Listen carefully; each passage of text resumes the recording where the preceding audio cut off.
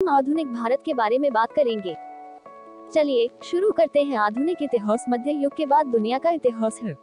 आमतौर पर आधुनिक इतिहास शब्द 17वीं और 18वीं शताब्दी में एज ऑफ रीजन और प्रबुद्धता के आगमन के बाद से दुनिया के इतिहास को संदर्भित करता है और औद्योगिक क्रांति की शुरुआत है। इतिहास में काल। हमारे पूर्वजों के जीवन जीने का तरीका बहुत अलग था कि हम अब कैसे रहते हैं, और इसलिए इन परिवर्तनों को चिन्हित करने के लिए इतिहासकारों ने इतिहास को 3 अवधियों में विभाजित किया है: प्राचीन, मध्यकालीन और आधुनिक। ये व्यापक विभाजन इस बात को चिन्हित करते हैं कि एक अवधि के समाज, अर्थव्यवस्था, संस्कृति और राजनीति पूर्ववर्ती या पर्याप्त अवधि से कैसे भिन्न होती है। एक सटीक तारीख के बजाय इतिहास में समय की एक अवधि अधिक महत्वपूर्ण है। इतिहास जो कुछ दशक पहले पढ़ाया गया था वह सभी राजनीतिक इतिहास था। राजनीतिक इतिहास की घटनाओं के लिए तारीखों को परिभाषित करना आसान है। उदाहरण के लिए हम जानते हैं कि 1857 के विद्रोह की घटनाओं के क्रम से अछूते रह गए थे, लेकिन सामाजिक, आर्थिक और सांस्कृतिक इतिहास के लिए विशिष्ट तिथियों को नहीं सौंपा जा सकता है। क्या हम दिन, महीने, वर्ष को इंगित कर सकते हैं? अध्ययन की अवधि में स्रोत सामग्री की बहुतायत है। इस अवधि के लिए पुरातात्विक स्रोत तुलनात्मक रूप से कम महत्वपूर्ण नहीं हैं। साहित्यिक स्रोत क्या हैं? इसका अधिक महत्व है। साहित्य के सूत्र साहित्यिक स्रोत इस अवधि के कई और विविध हैं। सरकारी रिपोर्ट, प्रशासनिक रिकॉर्ड जैसे मूल दस्तावेज हैं। अंग्रेजों के आधिकारिक रिकॉर्ड, सर्वेक्षण वगैरह। इन सभी अभिलेखों को अभिलेखागार और संग्रहालयों में सावधानी पूर्वक संरक्षित किया गया है।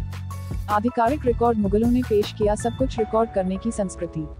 यह ब्रिटिश द्वारा आगे और सिद्ध किया गया था। हर प्रशासनिक निर्णय दर्ज किया गया था और सावधानी पूर्वक संरक्षित किया गया था। प्रत्येक कार्यकारी, विधायी और न्यायिक निकाय के पास रिकॉर्ड रूम थे, जिसमें सबसे छोटे रिकॉर्ड को भी अच्छी तरह से सूचीबद्ध किया गया था। इस प्रकार प्रत्येक सरकारी विभाग की कार्यवाही हमारे लिए उपलब्ध है। इसने इतिहासकारों को अवधि के अपने अध्ययन में अत्यधिक मदद की है।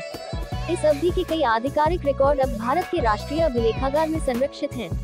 सर्वे रिपोर्ट, अंग्रेजों ने भी सर्वेक्षण करने की प्रथा शुरू की। जनसंख्या सर्वेक्षण, राजस्व सर्वेक्षण, भूमि सर्वेक्षण और कई अन्य प्रकार के सर्वेक्षण किए गए। मैपिंग इन सर्वेक्षणों का एक महत्वपूर्ण हिस्सा था। अंग्रेजों ने बड़ी संख्या में स्थलाकृतिक मानचित्र बनाए। जनगणना अभियान भी शुरू हुआ।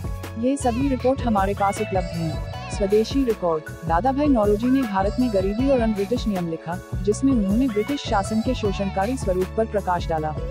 केसरी मराठी में और मराठा अंग्रेजी में जैसे समाचार पत्रों ने भी लोगों को अंग्रेजों के वास्तविक इरादों से अवगत कराया।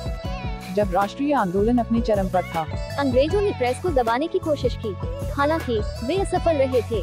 इस अवधि को आमतौर पर आधुनिक माना जाता है। भारत में आधुनिक काल ब्रिटिश औपनिवेशिक शासन की स्थापना और इसके खिलाफ लड़ाई के साथ जुड़ा हुआ है। हम उन सामाजिक सांस्कृतिक परिवर्तनों का अध्ययन करेंगे जो अंग्रेजों के प्रभाव में भारत में आए थे। हम भारत में राष्ट्रवाद के उदय के बारे में पढ़ेंगे, जो अंततः जिसके कारण भारत एक स्वतंत्र राष्ट्र बन गया। नए वीडियो के लिए शेयर सब्सक्राइब जरूर करें। धन्यवाद।